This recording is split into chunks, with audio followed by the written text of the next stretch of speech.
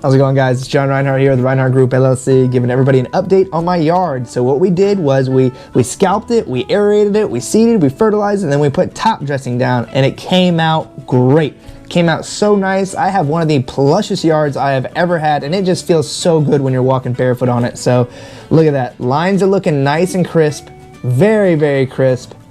Oh yeah, it's just, I can't even stress to you how happy I am with how everything turned out. Can't wait for that second application.